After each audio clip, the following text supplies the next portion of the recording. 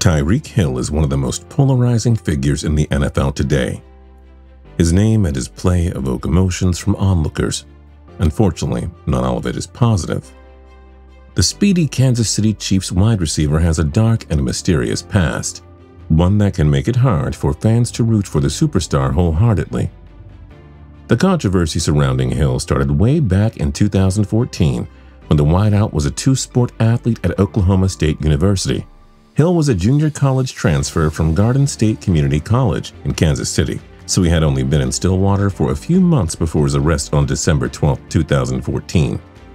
Local police records say that Hill was arrested on the disturbing accusations that he had assaulted his then 20-year-old pregnant girlfriend, Crystal Espinal, and the child Espinal was pregnant with just so happens to be the center of the most recent Tyreek Hill controversy. The police report states that Espinal said that the two got into an argument and he threw her around like a rag doll, punched her in the face, sat on her and repeatedly punched her in the stomach, and choked her. The allegations are chilling. Hill would eventually plead guilty to domestic assault and battery by strangulation, resulting in 3 years of probation, an anger management course, a year-long batterers program, and was required to undergo a domestic abuse evaluation. Espinal was reportedly consulted on the sentencing and felt comfortable with the result. Hill would go on to revive his career at the University of West Alabama and ultimately was selected by the Kansas City Chiefs in the 5th round of the 2016 NFL Draft.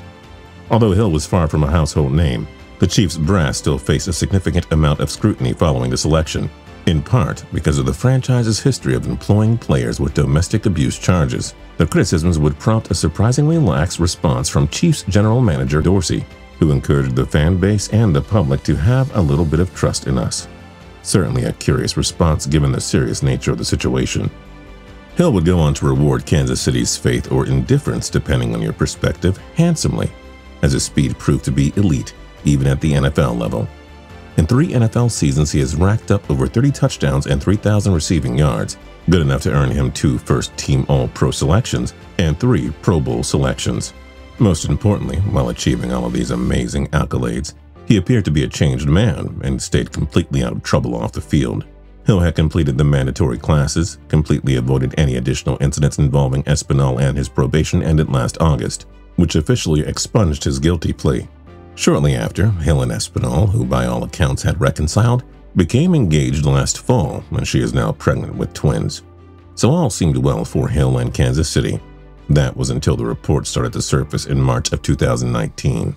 That Hill would be ordered to remain away from all team activities following an investigation surrounding an alleged incident in which he may have been responsible for breaking his 3-year-old son's arm. On April 24th, the Johnson County District Attorney Steve Howe explained that his office believed that a crime had been committed, but that there was no evidence suggesting who the perpetrator was. The court also ruled that the child should be put into temporary care until the investigation was carried out. Given Hill's past, many were quick to assume that he was guilty of another heinous crime, and those who were on the fence were quickly swayed by a leaked audio recording of Hill and Espinal discussing their child's broken arm. On the recording, you can hear Espinal firmly challenge Hill, telling him that his son is terrified of him, to which Hill replied, "You should be afraid of me too." As a result of the alarming audio, the criminal investigation was reopened, and the NFL launched its own full-scale investigation to try and determine its position on Hill. During the ensuing months, the sports media circus was flooded with mass hysteria, and everyone had an opinion, whether they were informed or not. What was particularly strange about the way the case was being covered by most of the media was even after the Johnson County District Attorney's Office confirmed that the case against Hill was no longer active. A lot of outlets continued to operate as though he had been indicted 6 times over.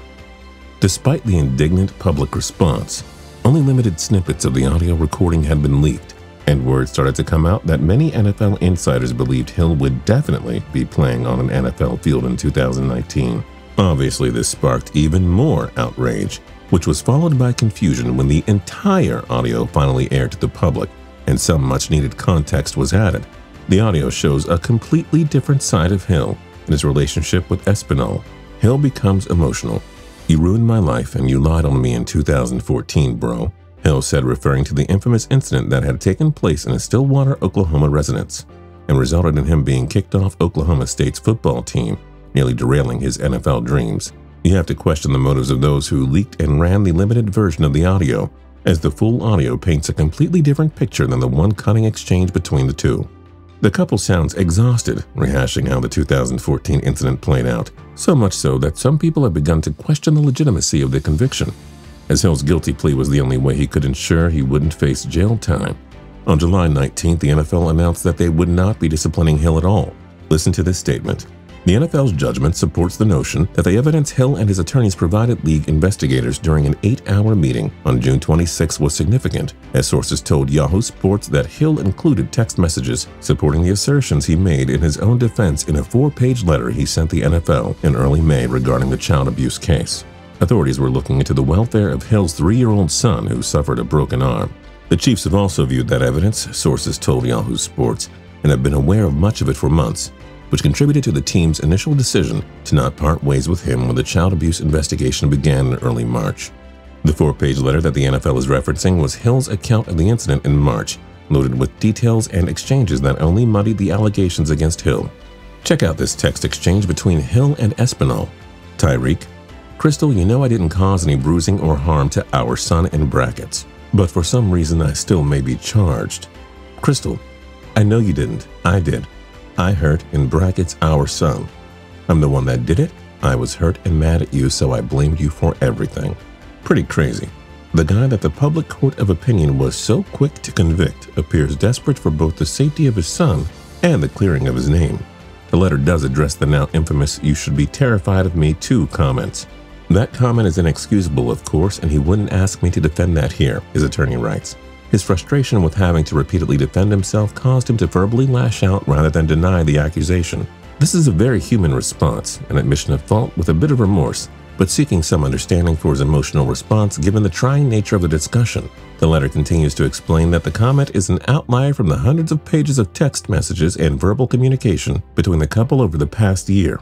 In fact, their conversations were often very friendly and respectful without exception, even during arguments.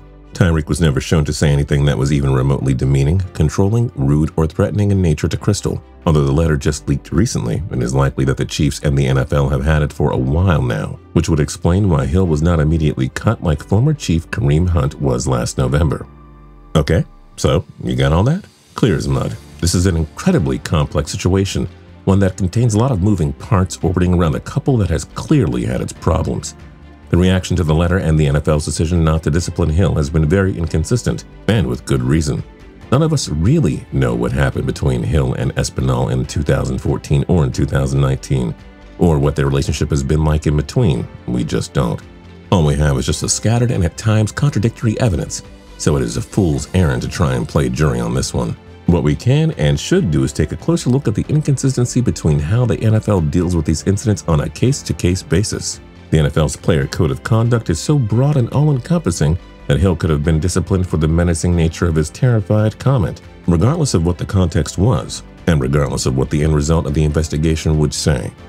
Consider how the NFL handled Baltimore Ravens cornerback Jimmy Smith's case last year. Smith was in the midst of a contentious child custody dispute with Michaela Sanchez, the mother of his child, and despite Smith denying there was any history of domestic violence, he was suspended for 4 games because the league had found, quote, evidence of threatening and emotionally abusive behaviors, end quote. The league decided this was a fair punishment because they felt Smith had displayed a pattern of improper conduct, including a previous drug-related suspension. Smith's suspension felt eerily similar to Ezekiel Elliott's back in 2017, where despite a seemingly never-ending cycle of appeals, Elliott was suspended despite never being found guilty of anything, a decision that the NFL rationalized by explaining that its process had a lower burden of proof than the American legal system.